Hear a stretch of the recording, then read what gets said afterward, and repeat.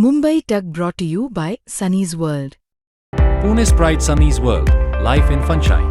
Resort weddings, events, restaurants, adventure wellness. Sunny's World, perfect destination for every occasion. मी तुम्हाला एक गोष्ट वाचून दाखवतो. तुम्ही ती सर्वांनी नीट ऐका आता. बस आता शांत.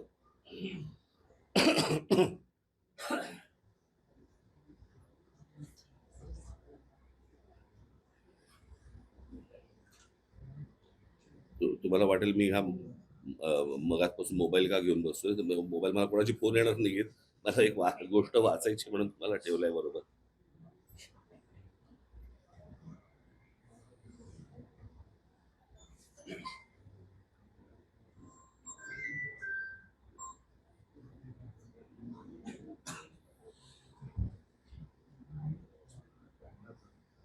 हा ते तुला पाठवलं होतं ना काय. हा हा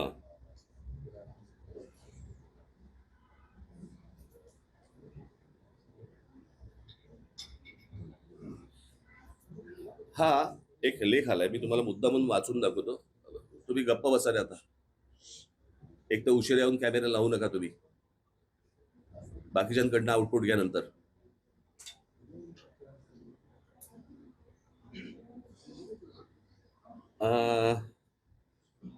टाइम्स ऑफ इंडियामध्ये आलेला हा लेख आहे. मी मुद्दामून तुम्हाला वाचून दाखवतोय. हा पल्लवी अय्यर या पत्रकारांनी हा लेख लिहिलेला आहे त्याच्यामध्ये, आणि त्यांनी चीन आणि भारत अशी एक कंपॅरिझन त्यांनी केलेली आहे. त्याचा मी तुम्हाला फक्त अर्क सांगतो त्या सगळ्या याच्यामध्ये.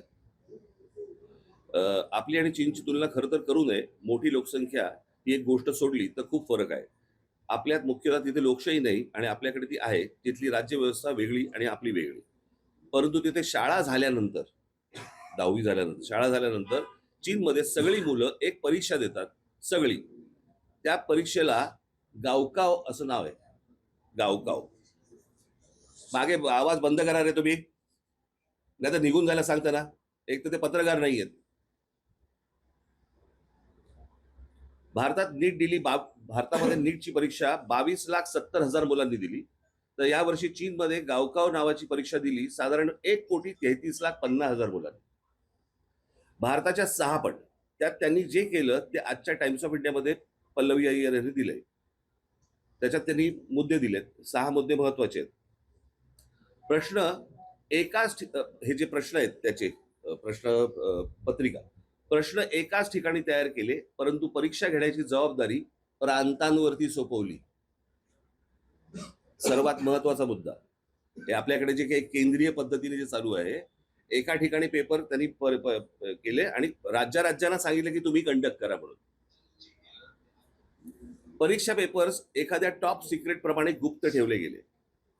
पेपर्स ने आण करत असलेल्या वाहनांवरती GPS द्वारे लक्ष ठेवले गेले. त्यांना पोलीस संरक्षण होतं. हाय सिक्युरिटी प्रेसमध्ये जिथे नोटा छापतात तसे पेपर्स छापले गेले. इतकी सुरक्षा होती जिथे तिथला कचरा आणि ड्रेनेज व्यवस्थेवरतीही लक्ष होते. त्याच्यातनं कोणी बाहेर काढू देत पेपर वगैरे.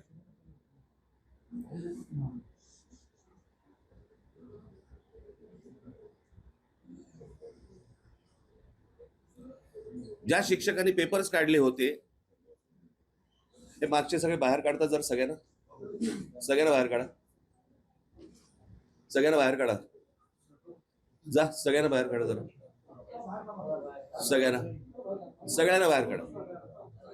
सगळे जा, तुम्ही सगळे बाहेर थांबा. सगळे बाहेर थांबा. सगळे बाहेर थांबा. सगळ्यांना बाहेर थांबा.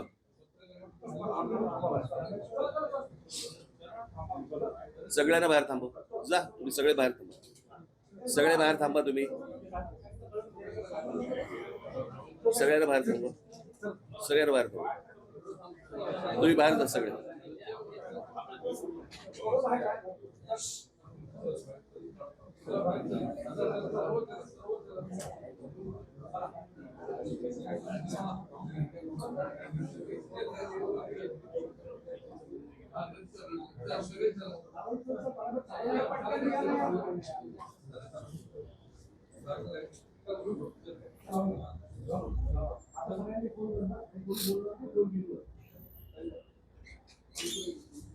आता हा शेवटचा मुद्दा.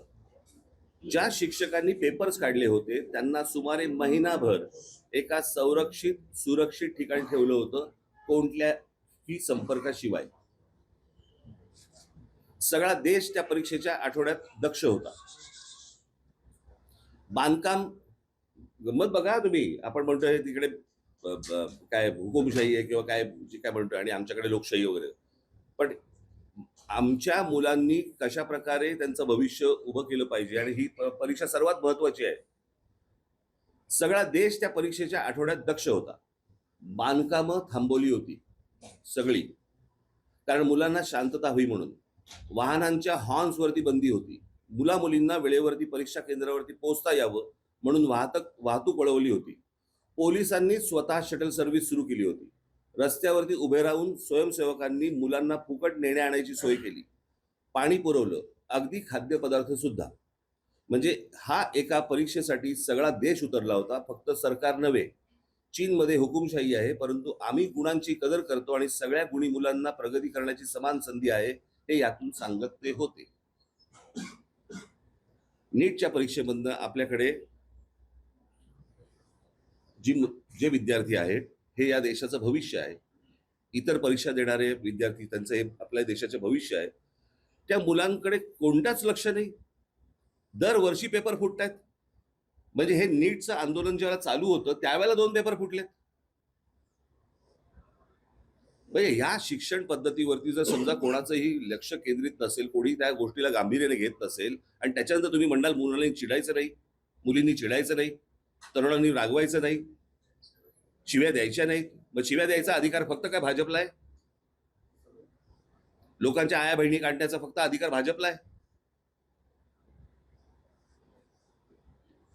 जर रास्त मागण्या करून पण जर समजा हे लक्ष देत नसतील, दुर्लक्ष करत असतील, काय करायचं लोकांनी? आणि म्हणून मी म्हटलं ना, की ही सुरुवात आहे. नीट ही सुरुवात आहे. आता पुढे बघा काय काय गोष्टी होतील त्या. साहेब, भविष्याकडे सुद्धा असंच झालं. ऑनलाईन की ऑफलाईन याच्या गोंधळातच अजूनही अडकलेले आहेत. असं धोरण त्यांचं ठरत नाहीये. मोठा एक मिनिट जर थांबे. कोण आहे रे हे मोबाईल वरती? ते अजून बाहेर नाही गेले का? तर बाहेर थांबव ना सगळ्यांना. काय इथे त्यांचं काय काम आहे?